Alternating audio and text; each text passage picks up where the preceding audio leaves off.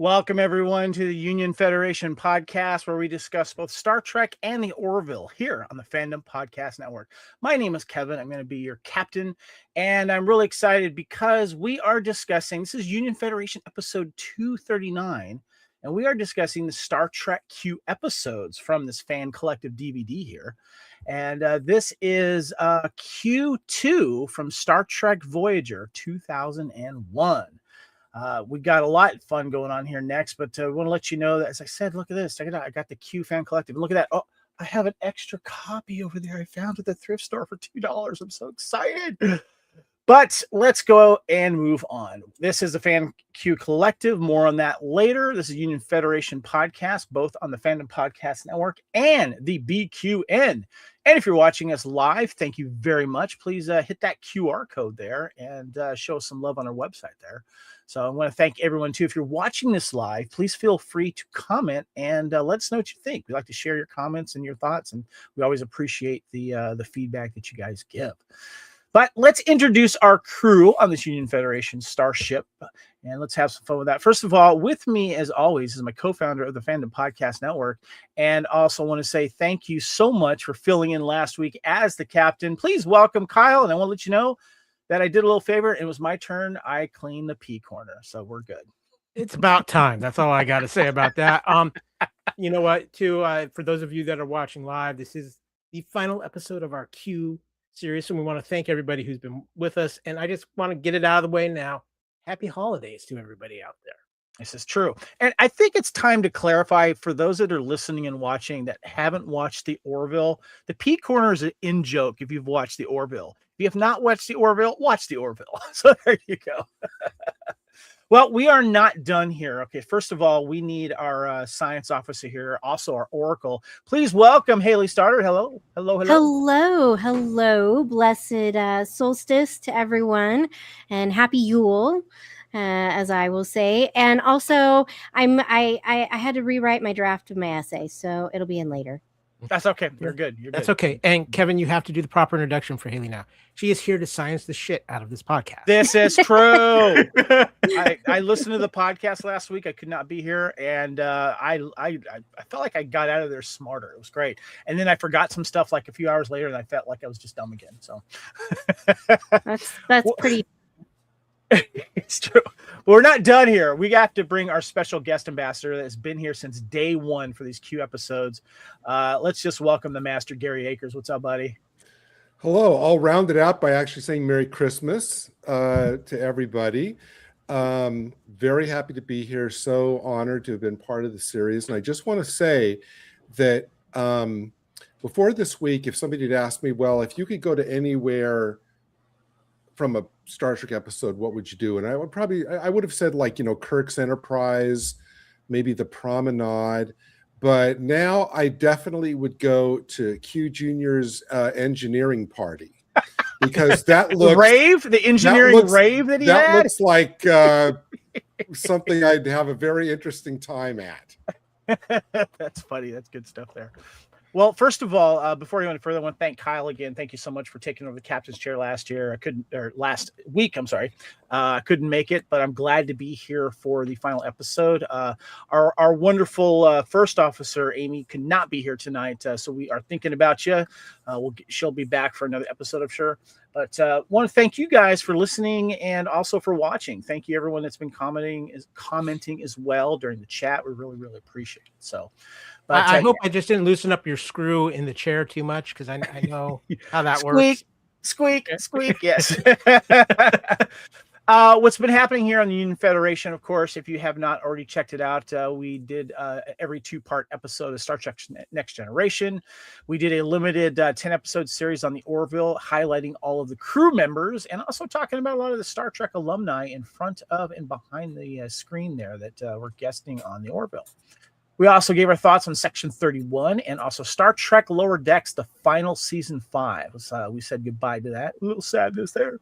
And then we also recently covered Star Trek Strange New World season 3. And we're looking, of course, for the next couple seasons coming out. Did you guys see the cast photo that wrapped up? Yeah. But looking forward to covering the final episodes of that series. That series is so much fun. So, but we're here because of the Q fan collective, guys, and we've, like I said, we are on the final episode, the last episode of what we're calling the Q trilogy on Voyager. And please go back and check out these older episodes. We had a lot of fun. And give a shout out to my friend Joe Caroni, who, of course, got this wonderful Q artwork here. Go check him out at joecaroni.com. He does a lot of great art for science fiction fans, fantasy fans, and he's a big Star Wars and Star Trek fan. Check it out, please. This is the Q Fan Collective. Why do I keep saying the Q Fan Collective? Because this DVD set right here is what started the whole thing right here. All the episodes that we've been discussing are on the back of this from 1987 all the way through 2001, which is this new episode one. And it would be a fun discussion to talk about that. And we've had a lot of questions about the Q and the Q continuum. We'll get more on that later as well. Haley. I feel like they need to make a new one, though, right? To include all the Picard episodes with Q. Yeah, totally. I mean, he was crucial to that series, and yeah, you know, his little appearances and other stuff as well. So yeah, they could call it the new Q fan. There you go. I like that.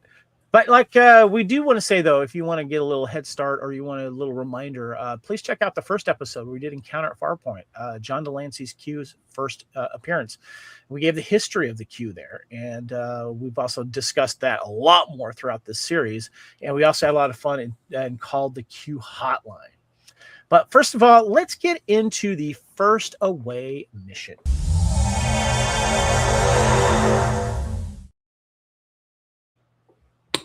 So this is Star Trek Voyager. This is the final episode of what, Gary, I first heard you say it, so I'm going to give you credit. This Voyager trilogy, as we call it for the Q Voyager trilogy. And I wanted to take a moment because I couldn't make it last episode, but I listened to the podcast. You guys had great discussions here. And we're going to save the our final thoughts on this whole Voyager trilogy a little bit later because of stuff that we're going to go through here. But I just wanted to bring up some stuff that I thought was kind of fun while I was listening to you guys do a wonderful discussion about it. So, Gary, you said there's a different tone to this Voyager trilogy that I think is totally true about this. And we'll discuss that later. But the one thing I want to give you kudos for was it was really neat that you mentioned, to clarify, we're talking about the Q and the Gray episode, where after the events of Death Wish, where we had a Q that got released from Q jail, basically, we're going to call him Quinn. He wanted to basically become mortal and kill himself. He was tired of being a Q. And that's exactly what happened. After a little hearing and all that kind of stuff, he finally kills himself. He becomes human and kills himself.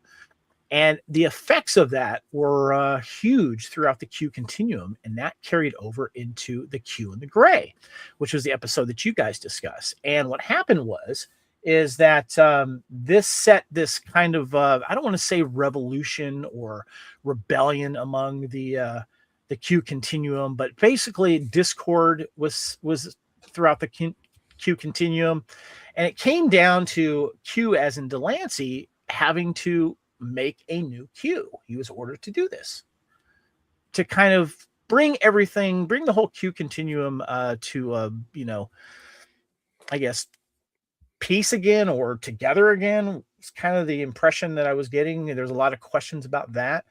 And of course, it was funny because he wanted to mate with Catherine Janeway, or Kathy, as he says. And Haley was laughing about how, like, if my name was Kathleen, anyone calls me Kathy, that ain't happening.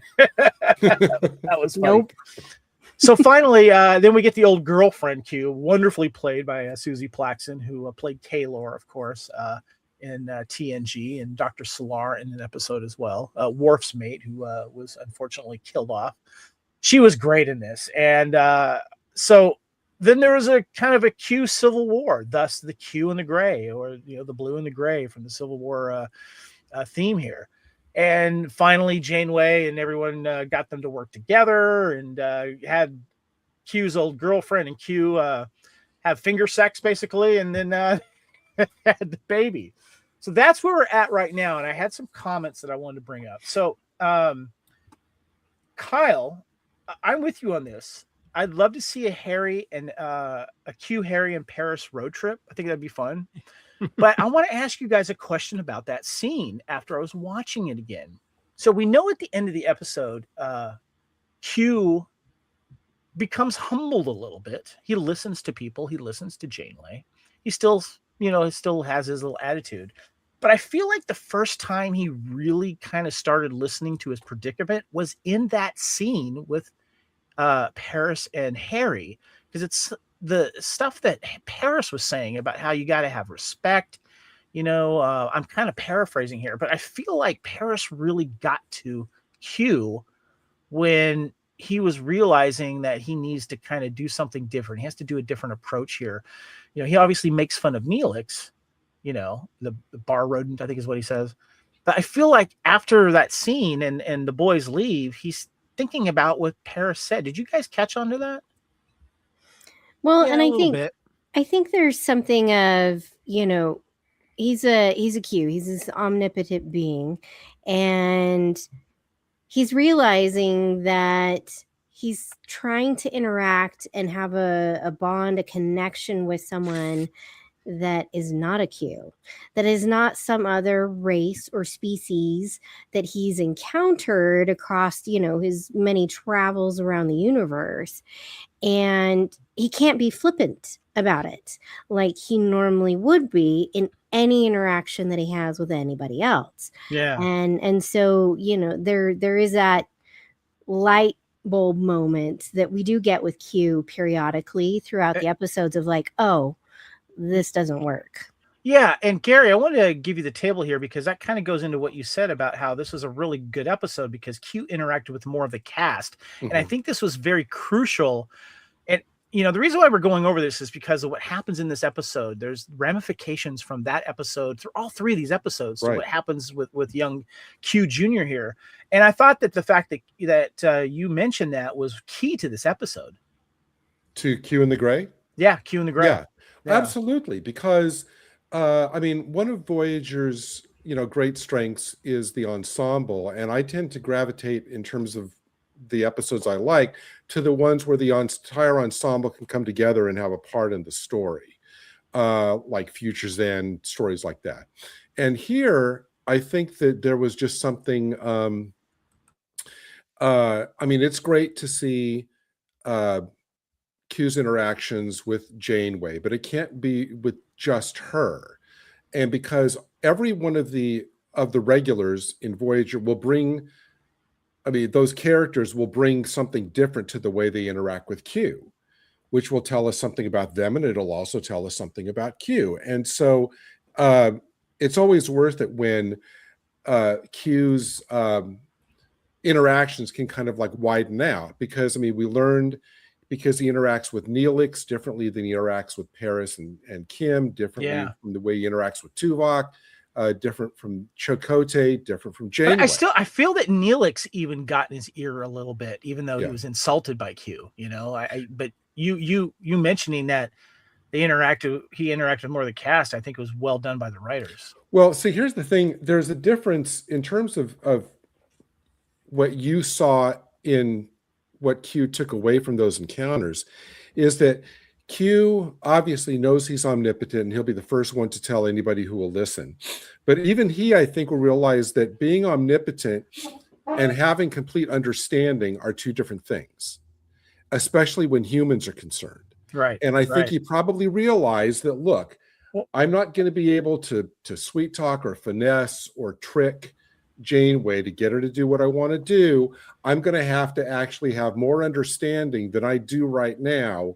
So why not talk to the people that understand and know her best? So I think he would never admit to the humility that's involved in that, but it's clear that he twigged to that like himself and realized, look, I can't do this with what I know about Janeway. I've got to get other people involved. So there's something that you and Amy and Haley brought up in a question here. And the reason why I'm bringing up Q in the Gray here is because this is going to carry over into this new episode of Q2 when we get the teenage Q son, basically. And Amy started off by saying, questioning the Q balance population, the balance of the Q with a number that must be equal. And Haley, and keep in mind, I'm kind of paraphrasing here because I was writing these notes down while I was listening to the podcast here. Haley, you made a great point here. Battle of the Q is a cosmic event. Q may have only a certain number of their population, and questions having a baby that ends with a war. Is there a set number of the Q? And then Amy said something, and this is kind of what you went off on, Gary, that I thought was fascinating. Amy says, did Amanda and Q, Quinn Q, start like a rebellion within the Q? And then you referenced Amanda and what we might have gotten if TNG expanded on this topic past season 7. Right. And then Haley, you said Q aging was brought to a question. How does the Q look at each other too? Because we see them as humans because they're interacting with us, but what do they look like to each other? And so it was fascinating to bring all that up, guys, because this trilogy of the Q, I almost kind of feel, and I'm going to save this for a little bit later, but I'm going to put the question out there. So think about it. If you're listening, don't answer it now. Did we learn the most about the Q continuum through this Voyager trilogy? Hold on to your thoughts there. I think we're going to shout out to Amy. Her quote on Goose for the Gander reference to the hot Speedo guy in the holodeck. I wish Amy was here so she could respond to that. And I want to give a shout out to Joel in the chat. It says Q loved their cosplay. And then I was thinking in my head when he said that in the chat, saying they love using human history as a reference in their cosplay. You guys ever find that kind of fascinating? It's almost like, despite the fact that they can interact with everything, and I mean everything in the universe, because Q's talked about, he's gone to planets and he's been a plant and he's been an animal and he's been slime and he's been this. It's almost like they're just obsessed with bipeds, as we are now called in this next next episode we're going to talk about. And it's quite interesting, especially human bipeds from Earth, right? Because it's not like we get them pretending or looking like Romulans or Klingons or Bajor, like we don't see them interact. And granted, we could have, like, especially in Deep Space Nine, we could have had episodes, where Q went to Cardassia, went to Ferenginar, right? But we don't. And I know our targets, our main people, tend to be from Earth, but it is really interesting, this obsession, to quote a TOS episode, this obsession with bipeds from Earth. Yeah, it's fascinating. Kyle, I just want to give you a chance to give some thoughts before we move on to the mission log synopsis for this final episode of Q Voyager. It's funny because I think the reason why the Q are so interested, especially in the human race, is because they're the biggest conundrum. They cannot figure out the humans. They can't figure out the emotional side of things. And I think that the humans' emotions are probably the most fascinating thing to the Q, because I think that's maybe what they don't know, is that that's what they're striving to get, is those human emotions. And even though they're omnipotent and present and everything else, they want that human emotion. They want that human touch, Kevin. They dig us, whether and it's funny, they'll put us on trial, but yet they'll do a cosplay of the Civil War. It's just, it's a power trip too, I think, for them as well. So depending on how they deal with each species. Were there mice in the maze? Pretty much. Yeah, definitely. So, well, it's also interesting, like the time periods that they pull from, that they think that we're somehow going to relate to. It kind of posits this interesting, like, time differential between the Q continuum and us. And even though, they're further from the Civil War than we are, that they use the Civil War as a reference. Like, it's very interesting. They're like, oh, we think that that's, how you'd relate to us better. Yeah. Okay.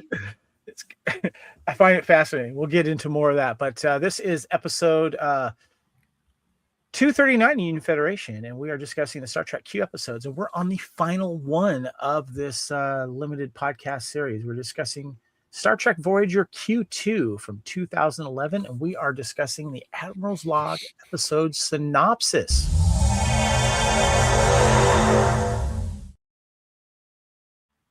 All right. Now, Haley, if you don't mind, could you please give us the synopsis for, and also for Q2, but also give us like the information on like the, the Yes. IMDb and the release date and all that kind of stuff.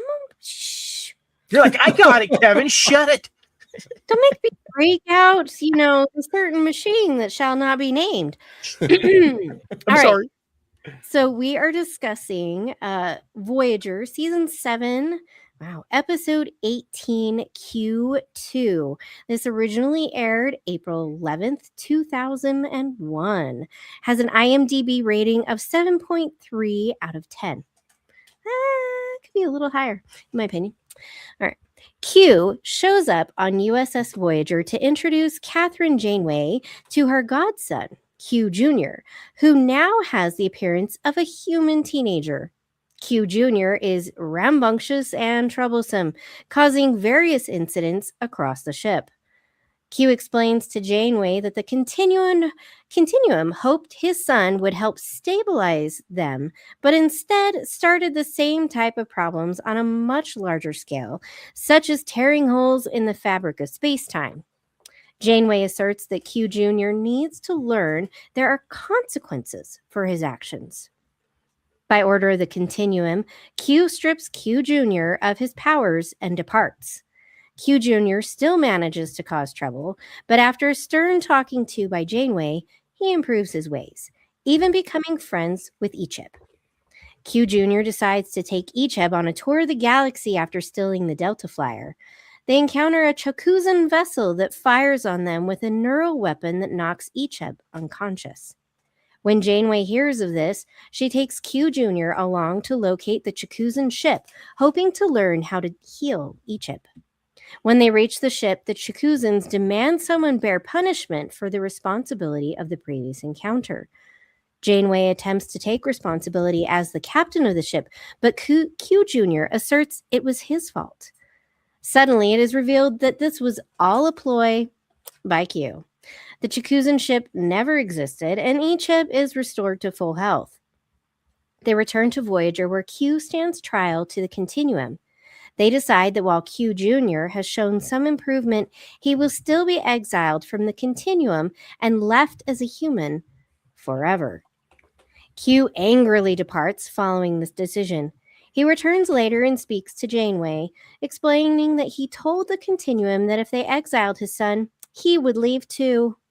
Because of his importance to the stability of the Continuum, they had no choice but to restore Q Jr.'s powers as long as Q took eternal custody of his son. Q Jr. uses his powers to fill Janeway's ready room with roses before leaving as a token of thanks.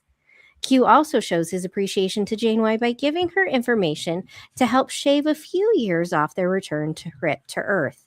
Though thankful for that, Janeway asks Q why he did not take them all the way home, to which he replies that he would be setting a bad example for his son if he did all the work for her before disappearing. Good stuff there. All right. Thank you so much, Haley. Appreciate it. Well done.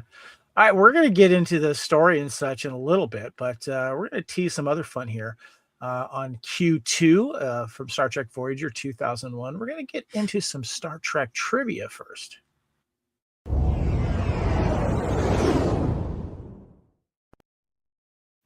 All right. I'm going to have Kyle, why don't you go ahead and read the first one there? This was a fun one. Well, Q keeps it all in the family because Q and his son, Q2, are actually played by real-life father and son John de Lancie and Keegan de Lancie. So if you're looking at the YouTube here, I have a picture of them together in this episode. I have them at a signing at a convention. And then you could see de Lancie with Keegan on the bridge of the Enterprise What episode would that be, do you think? Do you think that's the first one there? Because Keegan is 17 years old when he comes to Voyager. He was born in 84. So I'm guessing that's Farpoint, maybe? Yeah, it would have to, Yeah. or Hide and Q. Yeah. He's so cute. Look at him sitting in the chair. No, if he was born in 87, he would have been No, he was born in 2. 84. Sorry. Oh, He was born 84. in 84. Yeah. Okay. So yeah. Yeah. I mean, if he was, yeah.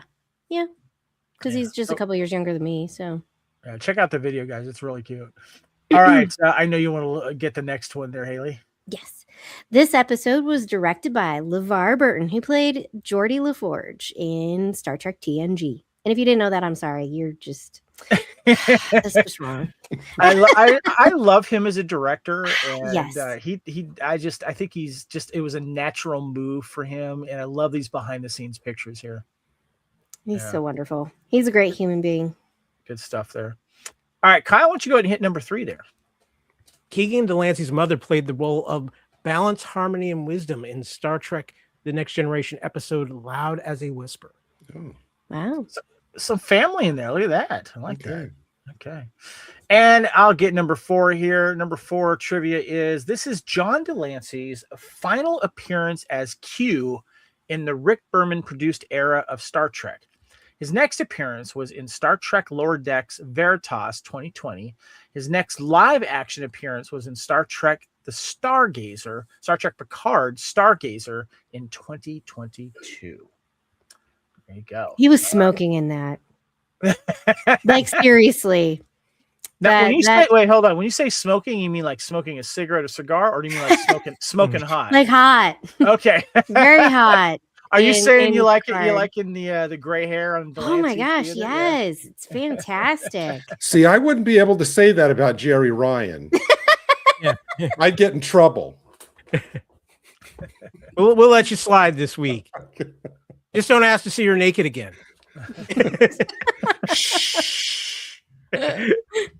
All right, guys, let's go ahead and get into the next away mission.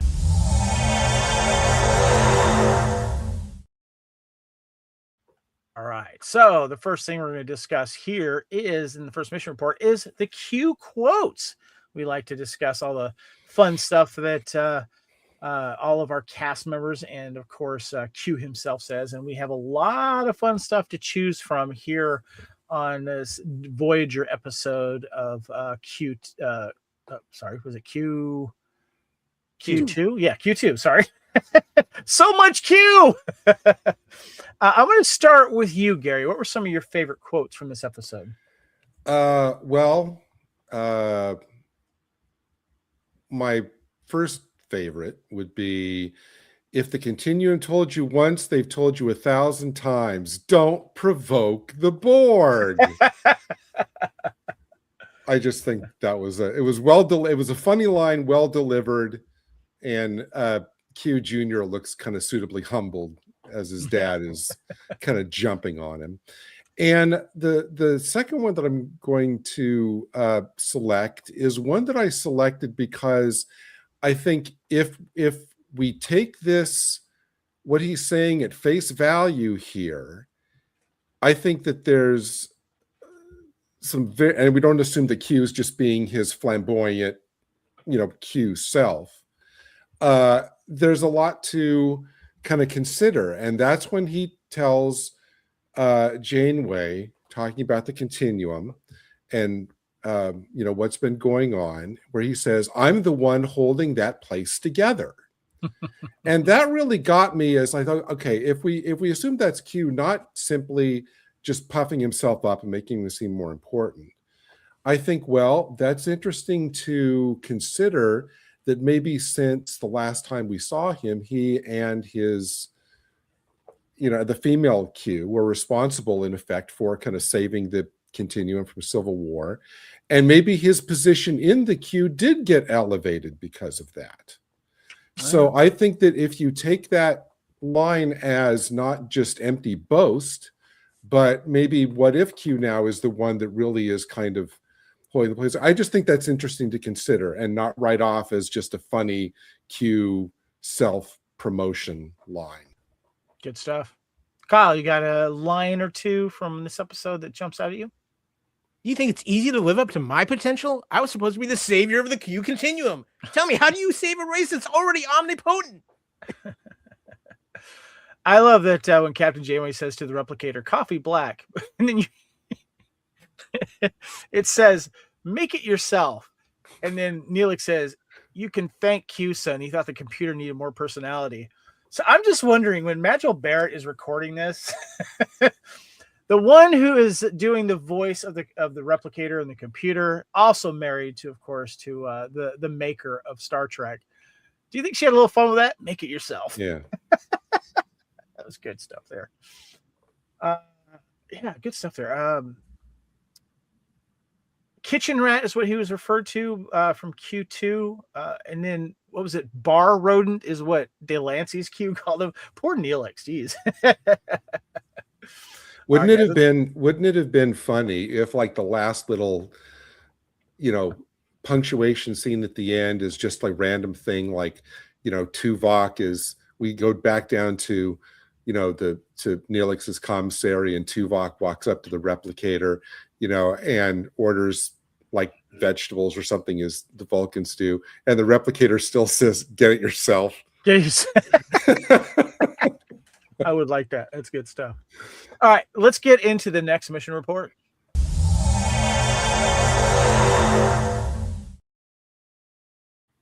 All right. So, as we always like to do at the beginning of these mission reports here, this is the main episode discussion for Star Trek Voyager Q2. And you guys have always kind of discussed what it's like returning to Voyager.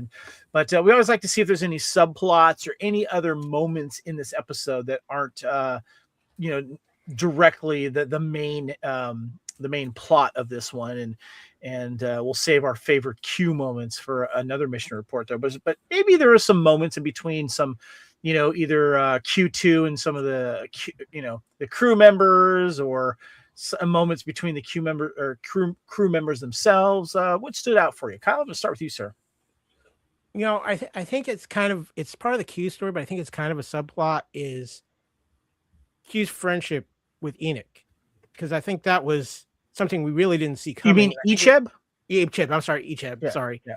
It was something we didn't really see coming, and I think it was actually kind of a lot of fun with that aspect of it. And of course, the subplot of John de Lancie being Q and Janeway trying to teach him how to be a parent. Yeah. I mean it's like she's made it her mission to teach Q how to grow up. Kind of her mission to teach both Qs to grow up, to be honest with you there. So, and a lot of the crew had moments in that. What about you, Haley? What were some of the non-main moments in this episode that stood out to you? Well, I was also gonna mention the relationship that Q Jr. gets with Icheb. Like he's kind of like, oh, okay, like whatever at first, and then he really develops this close bond with him. He calls him Itchy, and Icheb calls him Q Ball, and I forgot about the Q Ball thing. That's funny. Yeah, as teenagers would, and I really like that, and it leads into that later happening where he takes responsibility for what he did and causing Icheb to potentially die. And he really takes that lesson to heart, which I think is fantastic. So I did like that. I loved how Chakotay is going to teach him this lesson of like leaving him alone in the holodeck. And, Janeway's like, really? That's not a good idea. And he's like, shh, let him try it, and fail. And I think that's a wonderful story to this, for both Q, is this journey of lessons and failing and trying again. Because at the beginning of this episode, like, you're almost like Q's just given up and dumps him on Janeway. And I do love the interactions. We talked about it last time, how Kate and John are good friends, but their interactions in this episode are great. I love when she's like, I'm going to go, and she takes a soak in her tub because we don't see really anybody else's bathroom.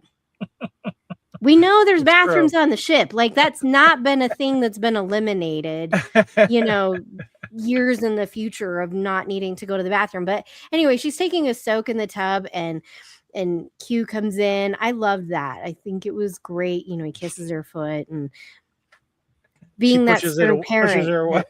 Yeah.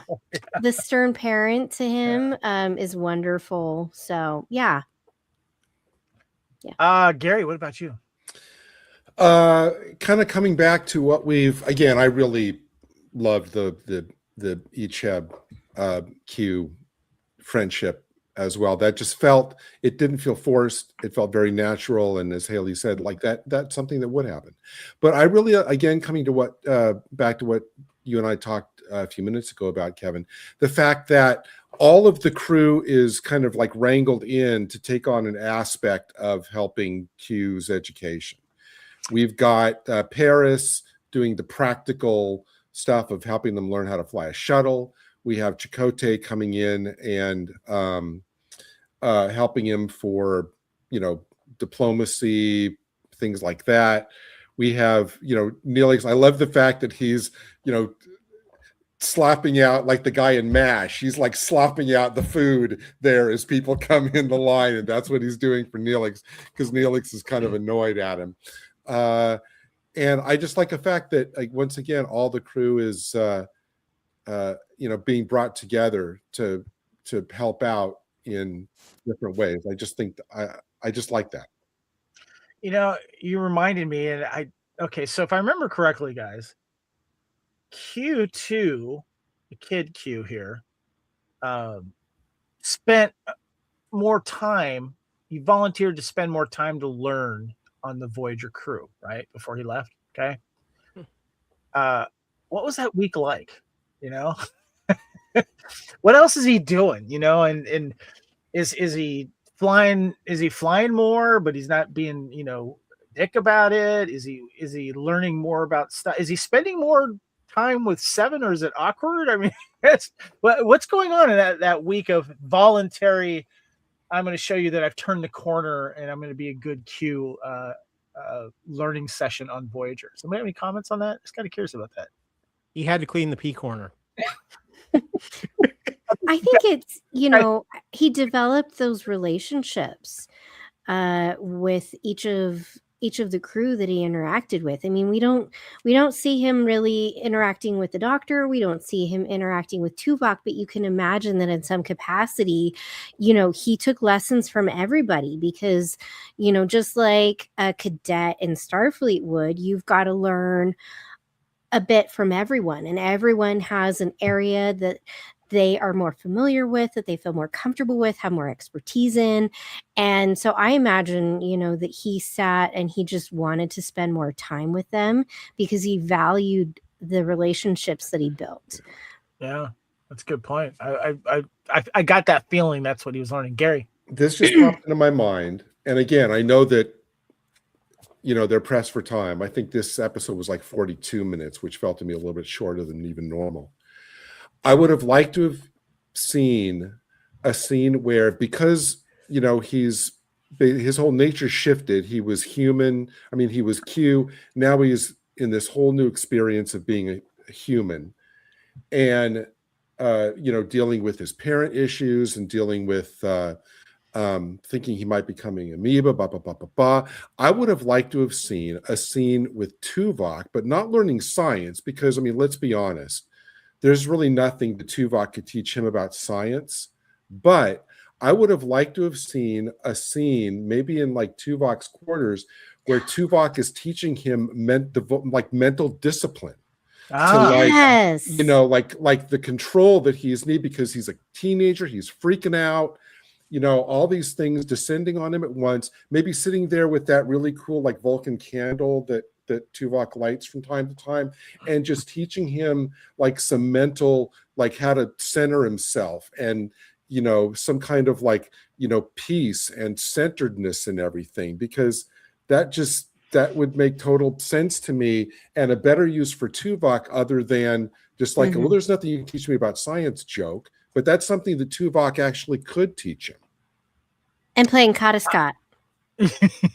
I was also wondering, like, who could teach him basically, not necessarily the birds and the bees, Seven, but but all right. But I mean, Doctor. more about respecting your mate, you know, and being kind and being courteous and not being a jerk, basically. And because being a 17-year-old, that's something that you learn by trial and error, of course. But maybe someone gives you some good advice and you take it, and whatever you do with that that advice can change depending on the person and the situation. I was kind of wondering who's giving him the advice on dating, you know? Alana. Yeah. Not Harry, that's for sure. No. Anyway, good stuff there. I love that, guys. Let's get into the next mission report.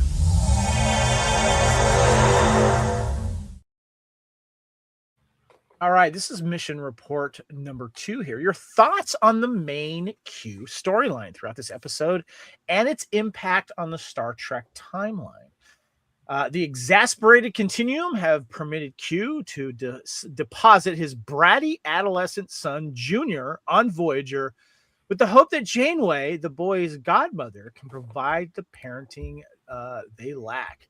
So I like the fact that Q, I kind of feel like he's passing the buck here, or maybe it's a combination between that and like he just does not know what to do. He does not know how to parent this kid that is basically a mini him. And so, of course, he comes to Aunt Kathy, which I think is kind of funny here. So I want to get your guys' thoughts on the main Q storyline, because there's a lot to chew on here, because we get a kid who's learning, he has his powers taken away as a punishment, and he's forced to, he could have been an amoeba, but instead he's going to spend some time on Voyager and learn how to be a human and learn the rules and such like that. But then we also get this judgment with these other Qs as well. And we see him taking the turn and learning from his mistakes. And a lot of it has to do with his friendship with Ichev, which I thought was a really good subplot there. And how he this was the person other than maybe Janeway that he really kind of connected to as a peer. So there's a lot to chew on here, guys. Who'd like to go first? I'll jump in. All right. Oh, go ahead. No, ladies first. First. I think this is such a great storyline. I mean, we were talking about last time, maybe, toddler Q has to come along and Janeway deals with it. And I completely forgot that this episode happens. So we're getting it, but we're getting it at a time frame when a lot of kids are struggling with all sorts of stuff. You struggle with your parents. You're just like, because you just think you know everything and you just want to be in charge of your life. And then you throw in a parent who's not really an adult either. And those conflicts that arise, anyone who has raised teenagers understands this conflict that arises. And even I like how your voice went up a little bit there, Haley. even if you yourself are mature and know how to handle the situations, sometimes things come up and you struggle to navigate this young adult that you're trying to raise to be an adult, because eventually it's going to happen. And I love that we get this version, because of course Q's not going to know what to do and is just going to dump his kid on anybody. It just happens that we're in Voyager, so it happens now. Can you imagine if he had dumped his kid on the Enterprise D with Captain Picard and crew? Like, oh man, it could have gone completely differently based off of the characters, right, that we are getting. And so I really like this dynamic, though, because it is difficult being a parent no matter what. This makes me think of clients that I've worked with. The parents have their own struggles and they don't know how to handle that, and then you throw in the kids' struggles too, and it just compounds. And what do? Who do you turn to for support when you're not sure what you're supposed to be doing and how to do it? And then do you make the changes to go along with the changes that your kid is going to make, so that you can, as we learn in this episode, Q's like, I spent all this time with him and it just made it worse. And then at the end, it's, hey, we're going to spend time together. And, the son's like, "Oh, really?" Because seriously, what kid hasn't done that with their parents? I did that with my, really? And Q says, no, it's going to be different. It's going to be better this time. And I really like that they both kind of come to an understanding that, like, hey, we're both going to struggle with ourselves, but we're also going to struggle together. And it's okay because, like, we're going to still be there for each other despite everything and through everything. And I think that's really wonderful. Well said, Haley. Well said. By the way, if you're watching on the YouTube, please join us in the chat. Let us know what you think. So, yeah. Kyle, you rose your hand up there. I wanted to get your thoughts on the main Q storyline. Lot to chew on here. The storyline that really hits home, and Haley kind of hit on it, is growing up. And it's not just about Q2. It's about Q himself. Because you're dealing with somebody who has no concept of time. And you have a child who is seen everything already, has the ultimate power, and what better education for him to have that taken away and get humbled. And that's what he needed. And so sometimes you gotta send your kid to his uncles or his aunts, get some lessons that maybe the parent just can't do for whatever reasons. So you send him to Aunt Kathy and you take away his powers, and look how fast he got humbled. Because he realized there's so much he hasn't seen and so much he hasn't experienced from a different perspective. And it was an eye-opener for him because it's something his dad would never be able to show him. And for Q himself, it's all of a sudden, I'm responsible for this other life. And it's like the party guy who all of a sudden has a kid and he has to make the choice. Is he going to be a father or is he going to keep partying? And sometimes they keep partying, and then sometimes the reality sets in. And I think that's for every adult who has a kid, because there's a point where it just changes your life and you realize it. And then you got to figure it out.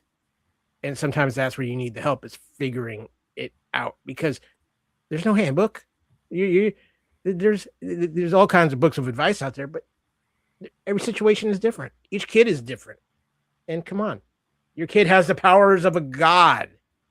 You have the powers of God. But that changes the dynamic greatly. So Q2 being on Voyager was probably the best thing that could happen to him, because he was young enough to where he was like, wait a minute.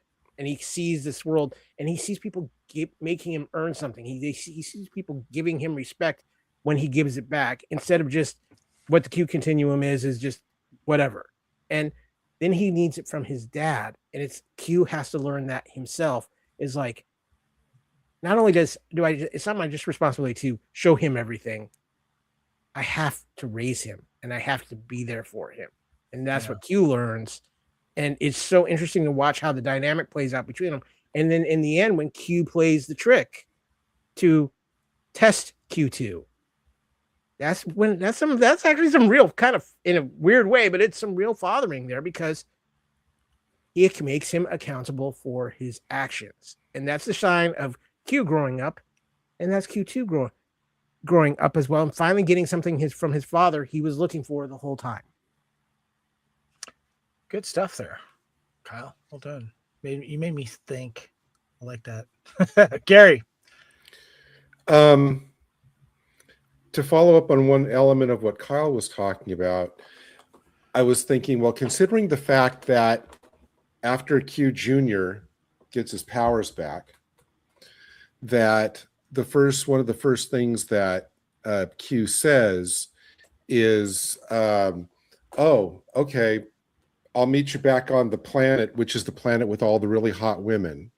So I'm dubious as to how much of the party guy has been totally stripped out of our Q, if that's his first if that's their first stop on their galactic tour. The one in terms of just focusing on, because I'm sure we'll talk about the nature of the Q continuum later, but just in terms of the Q Junior and Janeway dynamic, the one thing that really struck me is that Janeway obviously is taking her responsibilities toward Q Jr. seriously, but we see her mostly as a teacher in a teacher role in terms of giving your report, all of that. And then we see her as the disciplinarian when we see her. I would have liked, again, if running time wasn't an option, I would have liked to have seen a little bit more of her basically having to be the surrogate mother. Now, there is that scene where after the presentation of the report, she comes in and just says, I just wanted to see how you are, which is fine as far as that went. But clearly, Janeway is extremely, empathetic and compassionate. And I actually think that it would have really helped us understand not only more of what Q Jr. was going through, but also it would have given us an insight into Janeway if we could have a little bit more time with her, having to basically be the replacement mom since the other one isn't there. I just think that might have been like a nice scene that I think they would have done it well. I would have liked to have actually seen it. It's good. So yeah, that would have been fun to see an extended version of this episode. Yeah. God, there's a lot to chew on here. I'm going to kind of take a little personal approach to this though, because when I was looking for things about the parenting side of this and kind of using it and reflecting to what either Q was trying to do to his son or what Janeway was doing or the rest of the crew was doing. And there was one thing, it kind of bothered me a little bit, was when Q said to his son, and he seemed way too excited and expressed with glee that, oh, we took away your powers.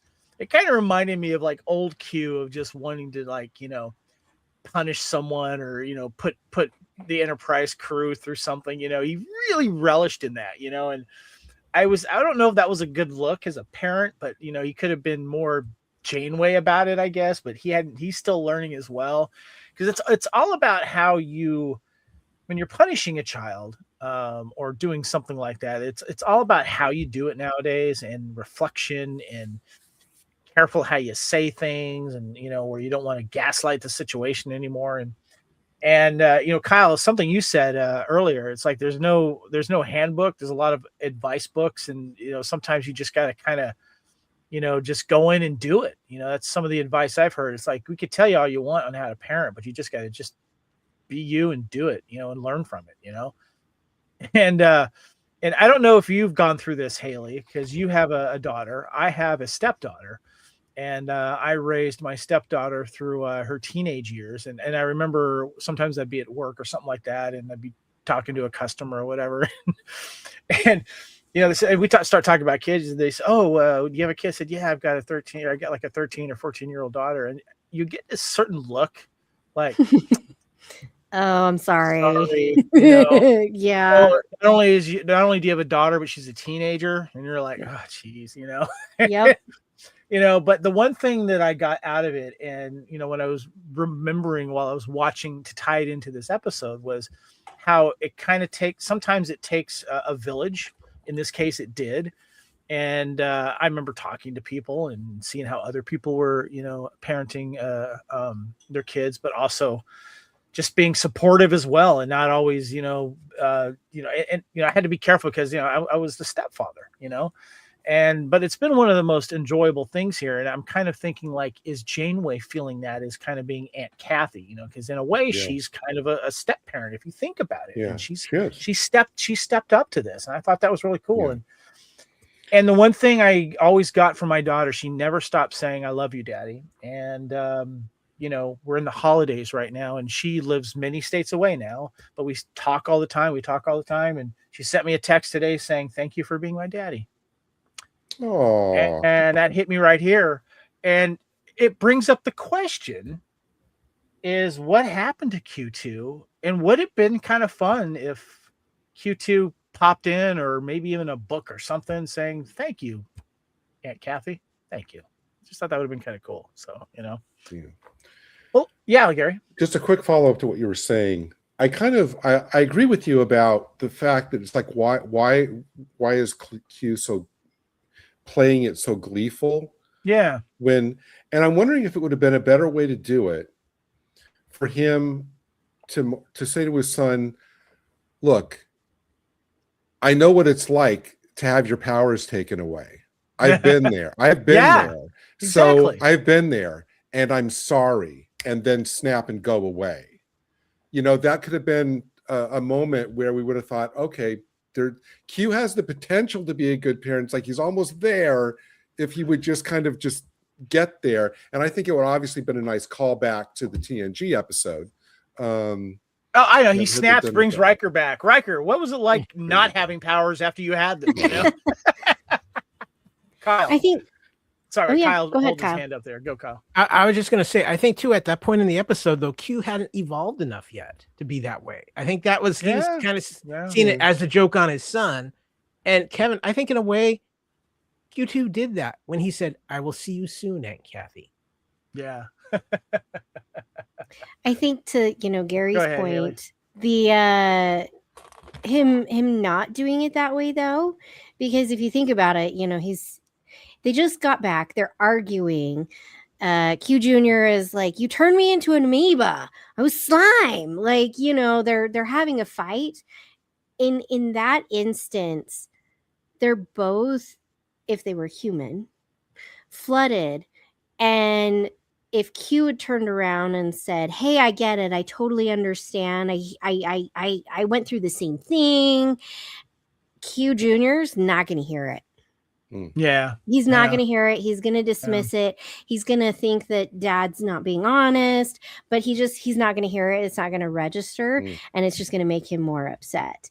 I mean, he was already upset. He stomped on the little petri dish and, took off. So I think, like Kyle says, Q's not in a space yet to register that, like, oh, I've got to change too. And that takes some time for him to register that.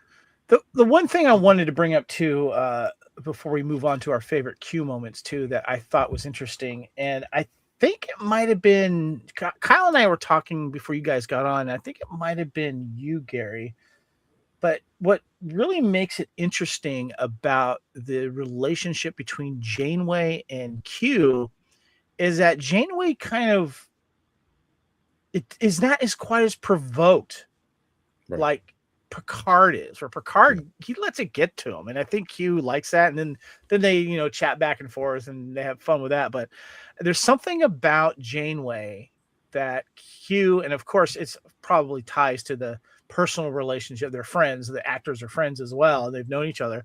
But I think that Janeway being Janeway really made it for some really fun moments throughout this Voyager trilogy, so to speak, and that it really, we learned more about those two characters, and I think Q really kind of, had fun with Janeway's expense at times as well. But I think there was something where she was able to just kind of like, just roll the eyes a little bit and not lash back, So yeah. And what's most telling about the evolution of their interactions here? One is that, she calls security when she first sees Q Jr., obviously, because she doesn't know who he is. But then Q shows up and she's like, oh, cancel security. That's fine. We'll deal with it. It's like, yeah, she didn't have to call a red alert. Yeah, no, it's like she knows that she can deal with him, because at that point she says, oh, okay, now I know what I'm dealing with. But the one thing that I think, and I know I mentioned this last week, I can't remember if it was last week or the week before. It was not lost on me that we went from, in Death Wish, we're gonna make it the rest of the way on our own through hard work. And now, I think not completely jokingly, at the end of the episode, she says, why not send us all the way? I don't think she's kidding, because what if Q had said, you know what? Okay. the fact that she is willing now at this point not to immediately slam the door on the possibility of Q helping her like that, but she's the one that actually says, this is great and we thank you, but why didn't you send us all the way? Because I think if you would have said, oh, okay, I think she absolutely would have done it now. Yeah. And so I think that is a tell of how far they've come in just these 3 episodes. And it would have been great. I know that I understand why they wouldn't do it, but as kind of a meta thing, because they're getting to the end of the series, after his last line, you know, Q could have said something like, you know, but don't worry, it won't be long now, kind of thing, you know? That's good stuff there. Well, hey, let's have some fun. Let's get into our favorite Q moments from this episode.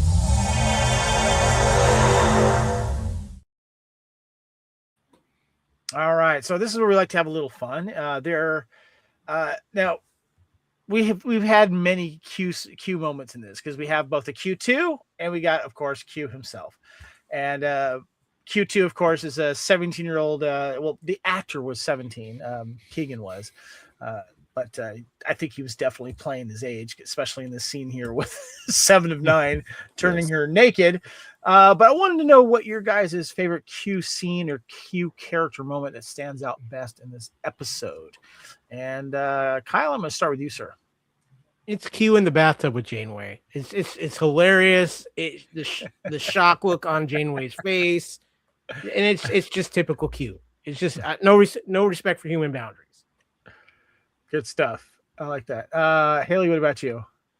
My favorite are actually, Gary mentioned this, when Janeway goes to Q Jr.'s quarters after, he's presented his paper that he wrote himself. Ah, yes. And asks, are you okay? And I love that scene. And then do you mean when he comes back and gives the one that wasn't plagiarized, basically? Yeah. That's yeah. right. So when he presents his paper to Janeway and his dad, which he didn't have to do. No. Yeah. And then he wrote himself, never writing a paper before, completely independently, asking if he's okay, and I can imagine, just based off of that, like the conversation that they had, again, because time constraints, we as fans love to go, okay, here's what happened, from that. And my other favorite scene is right after the judgment comes down and Q snaps off, and Q Jr.'s learned he's gonna have to stay human, and Janeway just comes and she just puts her arm around him, and in earlier, she had just told him, like, hey, if things come this way, you can stay here with us. You will continue to be a member of our crew. Yeah. And, we're not going to send you off somewhere else. You're going to stay here. And so I know Gary mentioned, not having those moments necessarily, but to me, I think we had them. They just didn't happen on screen. And, maybe he did have, some meditation with Tuvok, and maybe he did have some training with the doctor, again, because of time constraints. We just didn't get those interactions. We didn't have those moments. And so I think that they did happen, but those two are my favorite. Yeah. Gotcha. Hold on a sec here. I'm going to try something here. Hold on. Josh, is this you? You're calling in live to the show? Yes, sir. I know the show's... I'm calling in on multiple reasons. All right. What you got, buddy? All right. Where are we on? Q2? Q2, yes. No. This is our first call-in live, by the way, so I appreciate you, Josh. Oh, my God. Well, I was calling in mostly because, I'm sorry, I joined in late. Q2, geez, my favorite part of that episode. I didn't like it at first because I thought the kid was a little too much, but it did fit in great. I thought it was a good fit. And again, John de Lancie, what an amazing actor. He just kills it every single time that he's on. I mean, you're doing the whole series for him, right? I mean, that's why we're doing this. I actually was calling in. I know this is premature, and I hate to break this, but with the Doctor coming up in the new series, and please tell me if I got to save this for another thing, but I really thought that this was the Doctor from Voyager that was left as the backup in the Delta Quadrant. Because I'm trying to get excited for the new series. I'm sorry that I broke this. No, that's all right. We'll do this real quick. I don't know, actually. That's a good question, because what's funny about returning to Voyager, but just in these little bottle Q episodes and not rewatching the whole series, I'm trying to remember exactly what happened there. But as I think was, because I was watching another episode that just rolled over where it was a Doctor episode. I feel like that, yes, if there was one that was left in the Delta Quadrant, there was, but then they started communicating home with Barclay's help and all that kind of stuff. So there's a program of him, obviously, on the other side of this. And I'm sure they're going to explain that, because if they're going to get Robert Picardo in here, Kyle's raising his hand. He's got a thought here. What you got, Kyle?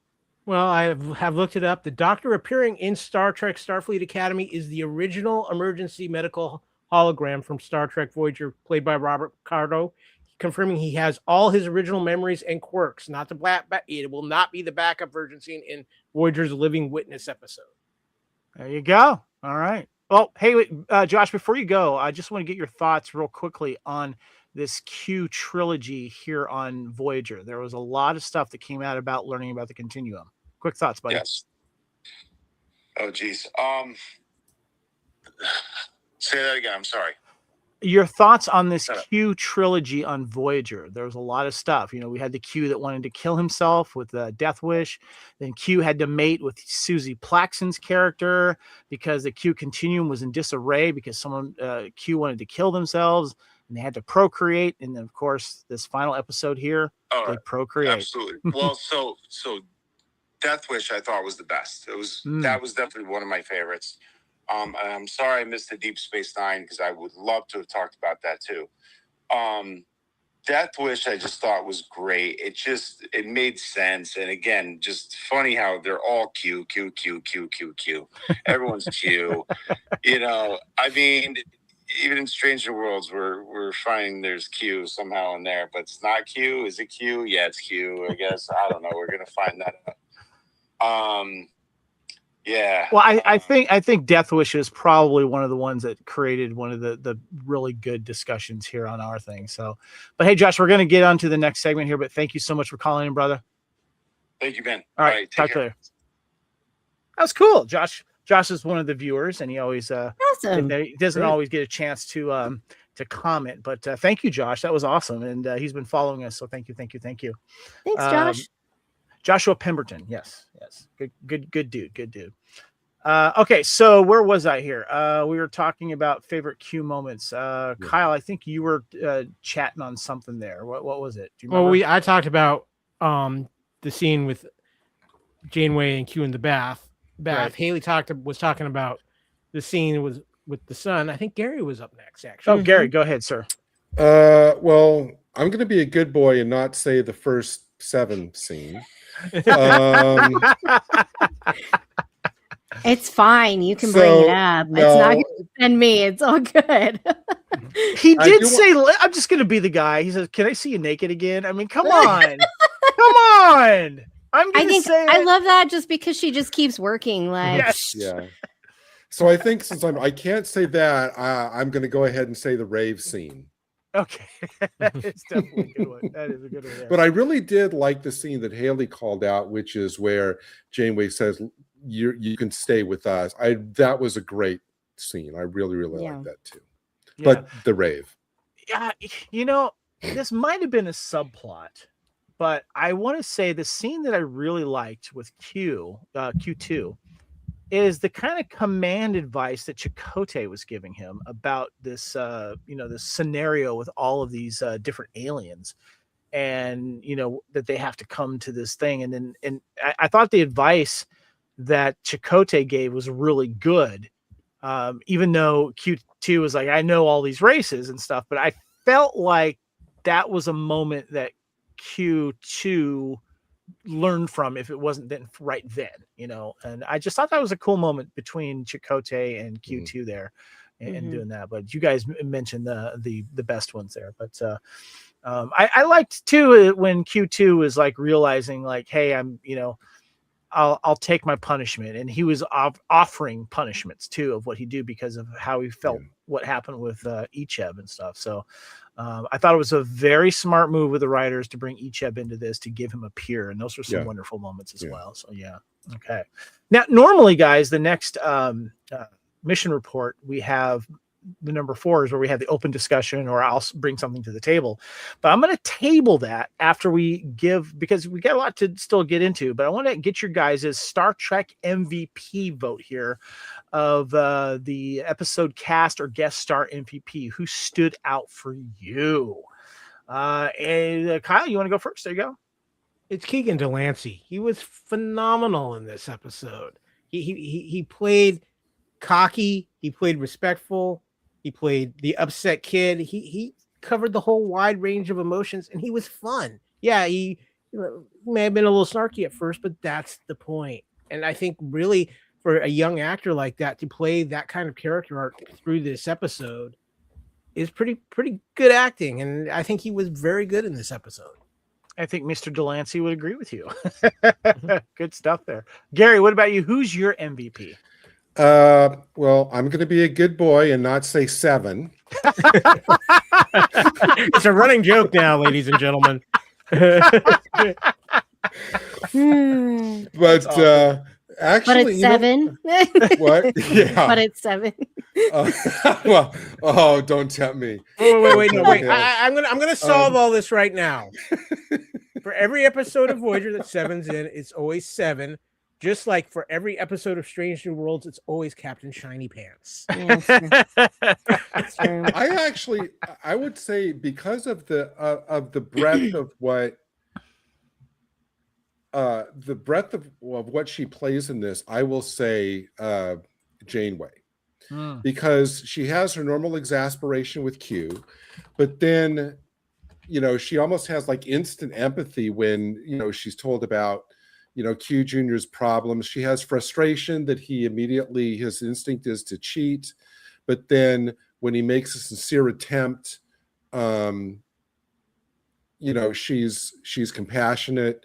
I love the roses scene at the end. I thought she has so much to play in this that she has to be a captain, a godmother / surrogate mom, and I think she just, some multiple times in the same scene, she's got to be both. Yeah. So I just think that, and she really just, comes through in all of that for me. So she's my MVP. Well said. Haley, what about you? Who's your MVP of this episode? I'm going to second with Gary. It's going to be Kate Mulgrew. I think the writers did. They're my second. The writers did a fantastic job with this episode and the story behind it, because you can just imagine everything that Q's been trying to deal with his son. But I think Kate does a fantastic job of playing this duality with Q and Q Jr. and, sharing that frustration with both of them, and then that empathy with both of them, the compassion with, Q Jr., this kid that last time she saw, he was a baby, and it wasn't that long ago. And, and I think it's just really great. Well said. So, I was going with Keegan, and then I was going with Janeway, and you guys all made great points there, and I'm just going to kind of put them up there as probably the co-MVP winners. But I want to give a shout out to another person here. I want to give a shout out to Neelix, actually, because in this Voyager run, Neelix has had the Neelix balls to go up to both these Qs and all the Qs and offer some advice. And he was always the butt of a joke, but still he was there. And I felt like especially at the bar scene from the previous episode when Harry and Kim were out there with all the hot girls and, stuff like that. I think that Neelix did get to Q a little bit there, like with some advice. And then even though he had his mouth fused shut with young Q too here, when it came back around and he was learning how to cook, I felt like he was still there even after what Q2 did to him. So I'm going to give a shout out to Neelix. I thought he did a good job there. He gets my little MVP action there. So, all right, guys. Well, let's get into the final mission report here.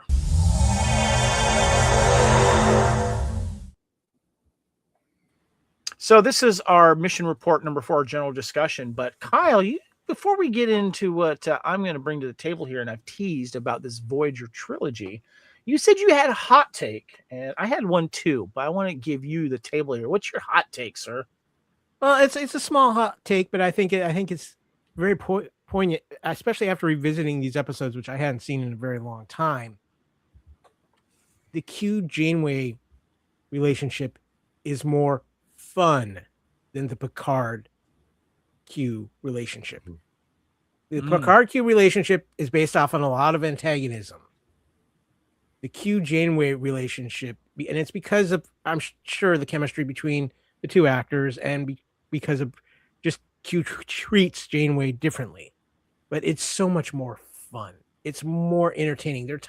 You look forward to their time together on screen. You wonder how they're going to handle each other.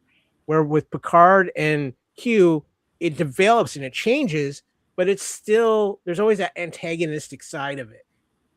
And with Janeway knows how to get under Q's skin a little bit and push his own buttons. Yeah. And that's what makes it fun. It's a good call. Yes. I have a thought, question to posit. Is it because this happens after Enterprise, after TNG, where the crew wrote about their interactions with Q? So when he shows up, oh, you're the Q we've heard about. Like, she's already heard about it. She's had that mission report. Yeah, exactly. Yeah. So could it be that potentially that also colored the dynamic that Janeway goes into these interactions with Q?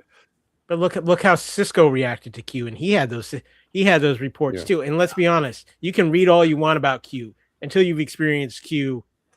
But you're not ready. Hold on. The difference, though, with Cisco is that Cisco doesn't really like Picard for personal reasons. Yeah.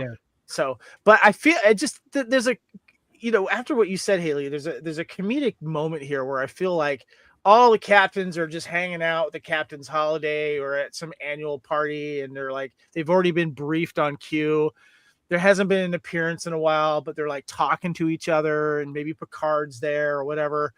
And She's listening. Yeah, like before Janeway gets shot off, of course, or whatever. I feel like there's like something going on there where, like, each of these captains would handle it differently.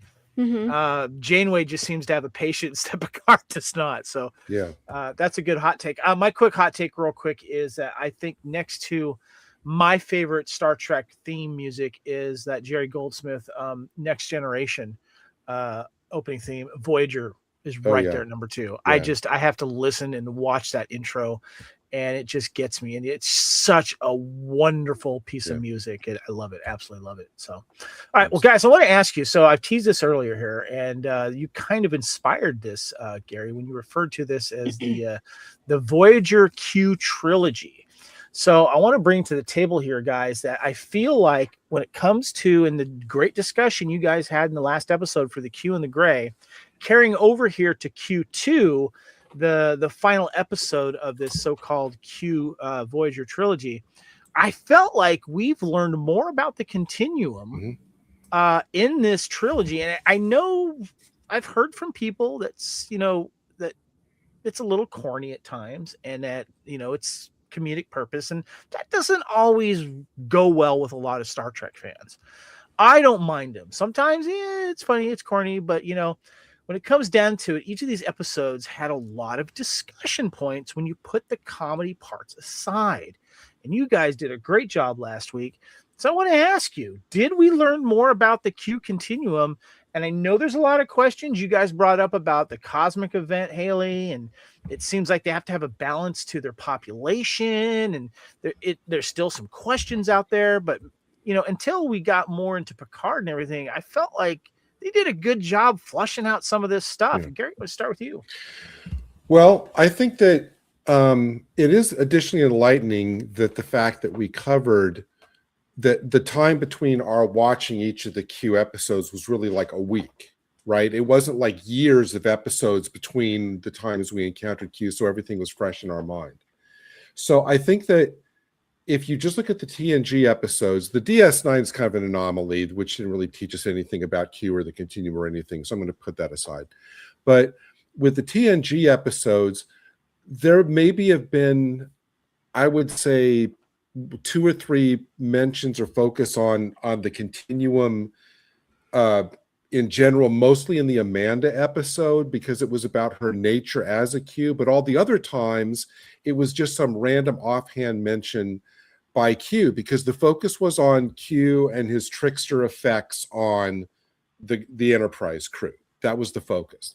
But here in these 3, every one of these episodes is really about the nature of the Q, and our Q, John de Lancie, really, to my mind, in these 3 episodes, is really more of the focus is not on him. He's basically a funnel that allows us to focus more on the Continuum. He gives us information about the Continuum. He takes us to the Continuum. He tells us what's going on in the Continuum. So he's there more as like the info guy about the Continuum rather than the focus itself. Even Death Wish, the focus is on Quinn. And our Q is there to really tell us about the history of Quinn, so that Quinn's dilemma and his conflict serves to tell us more about the Q. And in the Q and the Gray, Q is there really to enlighten us. His purpose is to enlighten us about the nature of the Civil War and how it can be resolved. And here, obviously, the focus is on Q Jr., although we do get comments in this episode like that the Q has responsibility to maintain order in the universe, which is kind of an explicit thing that was never stated like that before. It feels like they were making sure, like, they were letting stuff happen normally, but they would kind of go in and help out when they could, like we got from Quinn helping out with Riker's relative. Is that what you're kind of getting at here? That they did go in to do good, but then there's some that don't, Well, I also think, I'm not speaking for like what was in the minds of the writers, but I can see after, 7 years with the Enterprise, the writers saying, well, let's have Q. It's like, well, okay, we know pretty much as much about Q as we can, but what we don't know is really about the Continuum. So that was like a totally unexplored area that I think these writers took advantage of. So they kind of backpedaled Q, which, although highly entertaining, and John de Lancie, of course, is amazing, but you can't really, you risk making these episodes more a rerun of the TNG episodes with Janeway in the Picard role as the foil. So it's like, well, we can either retread that old ground of Q versus a Starfleet captain who's his foil, or we can say, okay, we've taken that as far as we can. Let's mine some unexplored territory of the nature of the Continuum and their relation to the cosmos, and and see what we get there. And that's what I think they did in these 3 episodes. That's a good point there. Yeah. Gary, you make me think, and I like that. Keep going. Well, you're very welcome. I just want to give a shout out to Josh, who called. He said he felt a little embarrassed about calling because I don't think he realized I was live at the time. That's all right, dude. I hope you don't mind that I put you on, and you did a great job. Because I was kind of geeking out about the Doctor too, and I'm not sure how that's going to tie into Starfleet Academy with all those years in the future. But thank you for calling in, man. Appreciate it. Don't feel bad at all. Haley, what about you? There's this trilogy here. We got a lot from the Q. Your thoughts? Yeah, I think I like to look at it as potentially, us, the viewers at this point, we want to know more about the Q. We've had maybe these questions about the Q since we first encountered them in, TNG.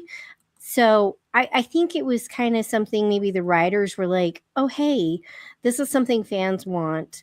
Let's dive more into it. We've fleshed out over TNG and Deep Space Nine, all these other races of beings that we've encountered. Why have we not yet done it with Q? And so I think it was just a natural progression of something if they were going to throw in these episodes to kind of give us some backstory.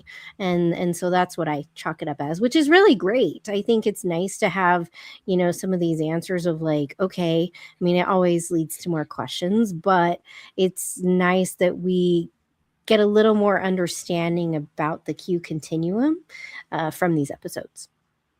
Well said, Haley. Kyle. I said it on the podcast last week. This run of Voyager is maybe the most important as far as the history of Q in Star Trek because of what we learn about the continuum. It teaches us more about the Q as a whole than any episode of TNG did until any episode of DS9 did, maybe Picard season 2, but we kind of learn a little bit what makes the Q tick in this trilogy and what makes Q tick. And it gives you a totally different perspective on the character of Q. And I think, truthfully, these might be the episodes for a lot of people that kind of turn their opinions on Q if they disliked Q from TNG.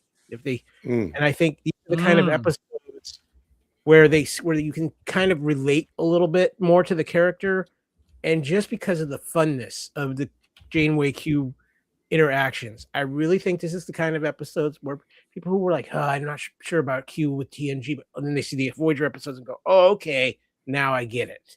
And I think it's one of the key three episode groupings in Star Trek history. Interesting. I like that, Kyle. Gary, go. Just very quickly, I just wanted to say that the other thing that this trilogy does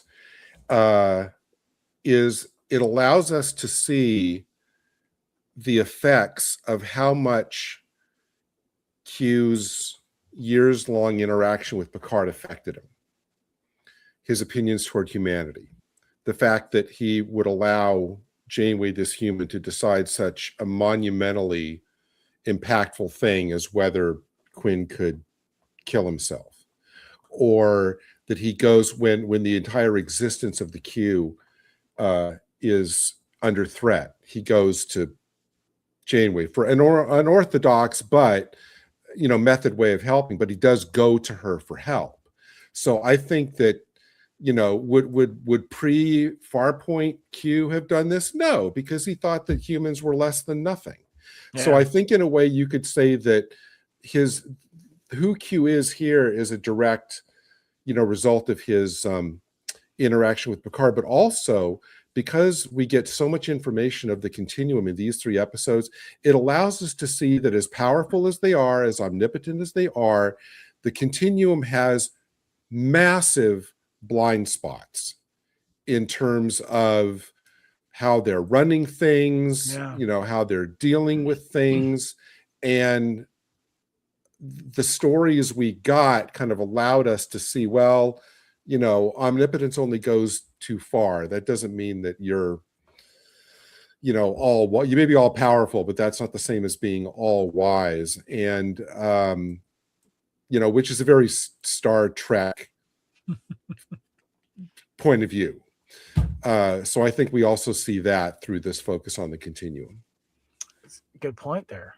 A lot to think of there. I'm just going to say, I don't want to take too much longer on this, but revisiting these episodes really made me look at the previous episodes that we talked about with TNG and, of course, Deep Space Nine, and how much more I learned just about de Lancie's Q evolving as well. And it was nice that we got some. I felt like with this Voyager trilogy, I felt like we got some humanity out of the Qs in this trilogy, not just these omnipotent beings that wanted to cause chaos, but that they are overseers to some sort, and they have their own culture and their own community, their own hierarchy, where other Qs can give other Qs no power and take it away and then give it back. It just made me wanting to know more, and not know more to where I'm going to go read all the Q books out there and stuff like that, but that I would love to see. It kind of makes me want to rewatch Picard for those reasons, and the interactions that we get with de Lancie and Patrick Stewart again, and but it also made me just cherish the relationship between Janeway and Q, and just those two actors. It was just so much fun to get in there, and I had a different perspective watching these and discussing these and hearing you guys just kill it the last episode as well. So thank you guys. So now, one last question, guys. This is it. This is the final episode of this Q fan collective. And first of all, I want to thank you guys all for participating in this. This has been a lot of work, but more importantly, it's been a lot of fun, and you guys have done a great job. Amy, I want to thank you as well. You're not here right now. Gary, you've been here for every single episode. Really appreciate and thank you for it as well. And Haley, I love it when you come in and you teach us stuff, give us the science side of things. So thank you.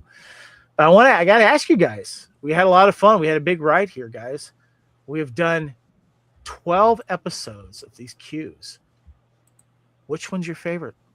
Which one's your least favorite? Who wants to go first? I'll take the dive. It's actually a tie for me for my favorite. I am a huge fan of Hyde and Q because I love the Riker dynamic in it. Oh, okay. Nice.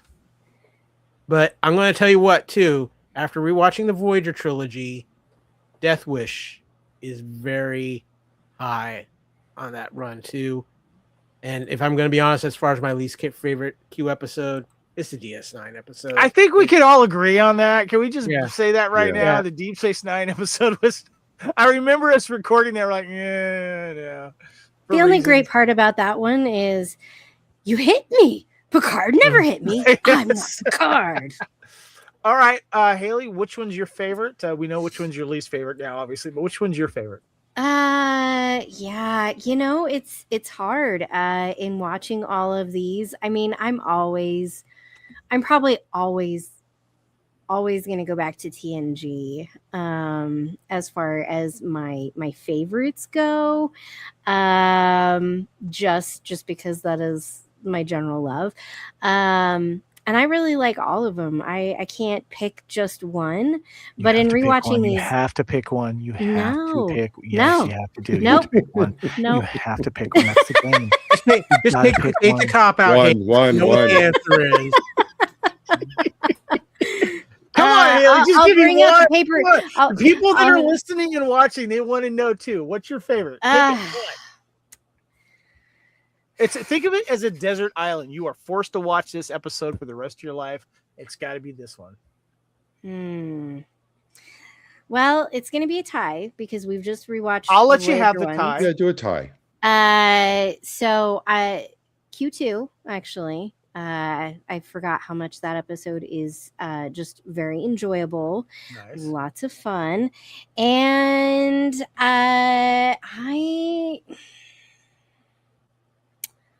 oh gosh, TNG one. I have to pick just one.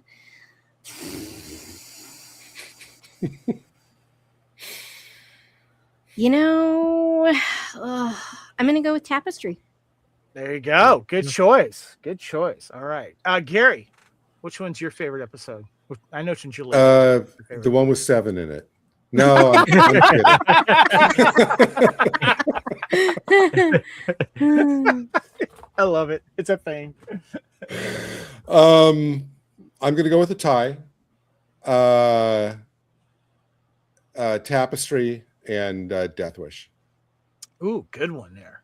I'm going to go with a tie too. Mine's going to be Tapestry, probably edging out, but I love Tapestry and I love Deja Q when he becomes human and the whole thing with Data. I just love that one because I feel that was a learning moment, and then that was a catalyst for the next episode and stuff like that. So those are, yeah, I mean, that discussion we had with Tapestry was absolutely phenomenal. And so, yeah. Well, guys, well said. This is the Union Federation podcast. Let's wrap things up.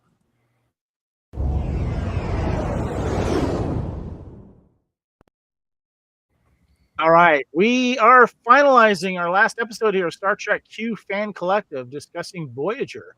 This has been episode 239 Union Federation, and the last episode was Q2, came out in 2001 on Voyager. Guys, this is the Fandom Podcast Network and the BQN, where you can find these podcasts. Thank you. And by the way, thank you for everyone that's been watching and chatting in. Joel as well. He was there a lot. Josh, thanks for calling in. Thank you for checking in earlier this season as well. But guys, I want to get your final thoughts on this, and thank you so much. Gary, let's start with you. You've been here since day one, and you're a trooper. I really, really appreciate it. Thank you. Well, you're very welcome. It's been an honor to be with all of you for the last 12 weeks. Before this started, the idea of watching all the Q's episodes like in a row, part of my first reaction was going to be, wow, okay, I already know about Q. It's going to be Q being Q for 12 straight weeks. And because I've never done this before, which is like you pull these out almost like as a mini series. Yeah. You can, with nothing in between, the development becomes really clear. Whether they intended to have this be as smooth an arc and a character development as really it turned out to be, surprised me. You expect it to be all over the place. One writer here is going to contradict over here, is going to be different from back there, and all this stuff. But the fact that this all hangs together almost like as a pre-planned 12-episode thing over 14 years, and yet it all ties together so well, and I'd forgotten about all the connections from episode to episode, really surprised me.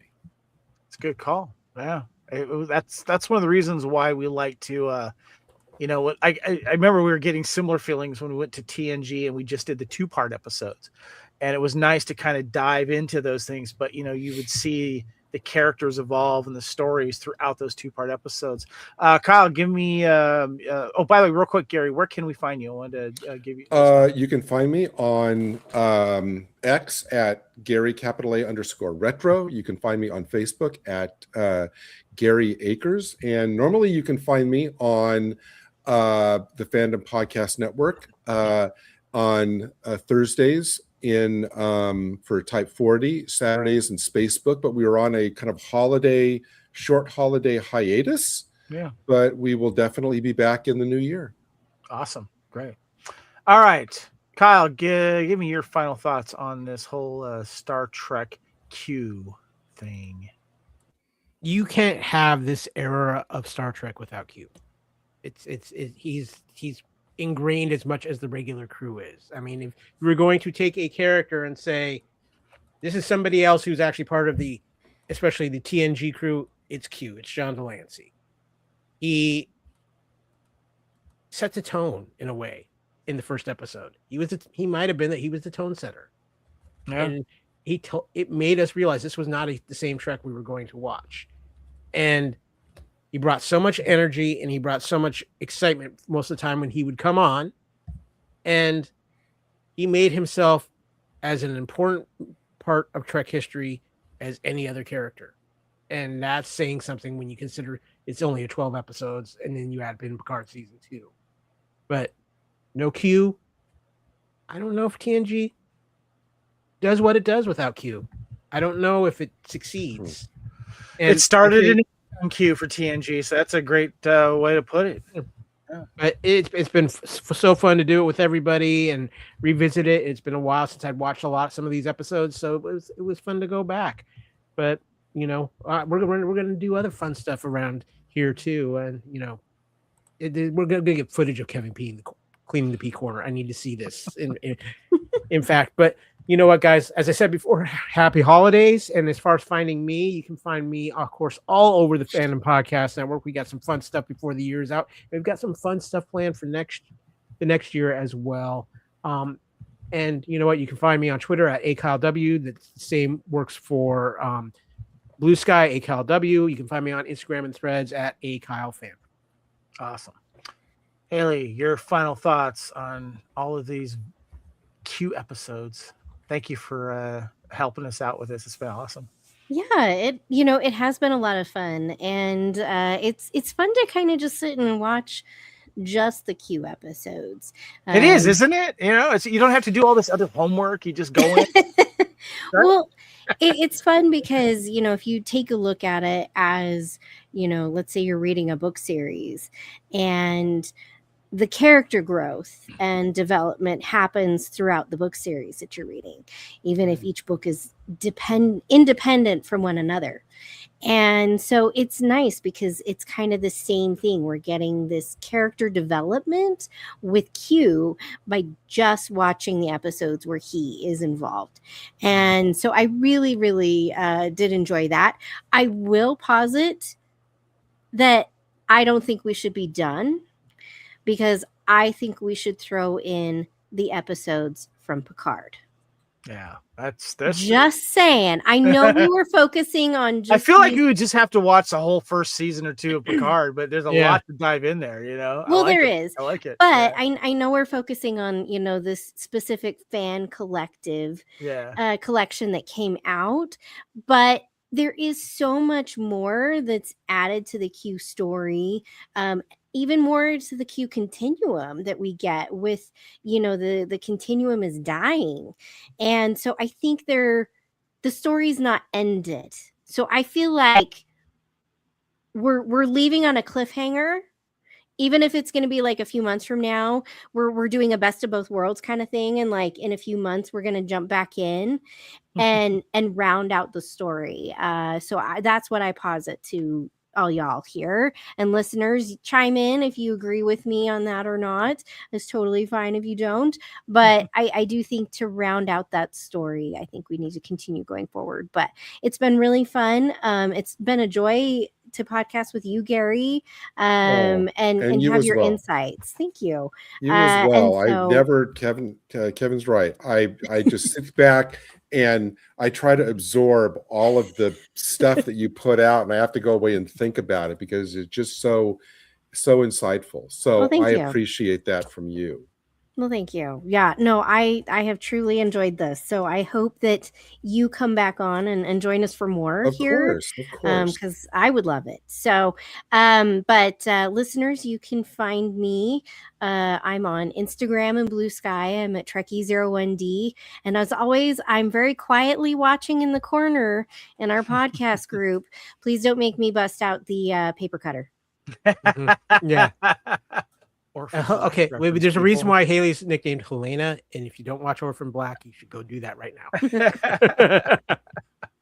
now. This has been a lot of fun. It's been a passion project for me, and I just want to say thank you guys all for coming to my party for this. This has been a lot of fun. This is this fan collective here is such a fun DVD set, and I love that Trek did that though. They had a lot of different, like they had the time travel one as well. It's just, there's just certain things about Star Trek and certain tropes that we love. And Star Trek Q is a trope to a certain degree, a wonderful trope. And I'm glad that we got to dive deep into this miniseries. So thank you everyone for listening. Thank you all, of course, Amy, Haley, Kyle, and Gary. We really appreciate it. I want to give a shout out to Robert, who also jumped in on some of the early episodes. He really, really enjoyed that. So he couldn't join us on our Monday nights because he has some music stuff that he has to do. But shout out to Robert. So thank you guys. My name is Kevin. You can find me on. Kyle. Well, I was just going to say, do your social media, and then I got something to say about before we close out. Sure. You can find me, Kevin, on Facebook, of course, at Kevin Reitzel. You can find me here on the Fandom Podcast Network as Spartan_Phoenix. For those of you who are wondering, that is a reference to the movie Demolition Man, which is one of my favorite action movies of all time. You can find me on all the socials under that, including Blue Sky at Spartan Phoenix. And you can find Union Federation on Instagram, X, And also, please join our Union Federation Facebook group as well. We'd appreciate that. And make sure you subscribe to our YouTube channel for a future Union Fed and other awesome programs here on the Fandom Podcast Network. Give us a shout out, appreciate it, and a follow. Kyle, what you got, buddy? Well, I was just going to say, as we're ending this run of Q, we're going to be gone for a couple of weeks, a little holiday break. Everybody enjoy your Christmas vacation, because when the Union Federation comes back, we're going back to school. But I don't want to go back to school. Exactly. Are we ready for that? We will see. Anyway, guys, thank you so much, everyone, for checking in, everyone that's watching. We really appreciate you guys doing so. And let us know what you want to see from the Union Federation in the future, because we got some ideas. Of course, we got some new Star Trek shows coming up. Thank you again, everyone. Gary, Kyle, Haley, Amy, and of course, my buddy Robert. Thank you guys for checking in. And as we always like to say here, here on the Union Federation is live long and prosper. And without a doubt, we are the weirdest ship on the fleet. Guys, we'll see you next time. Thank you.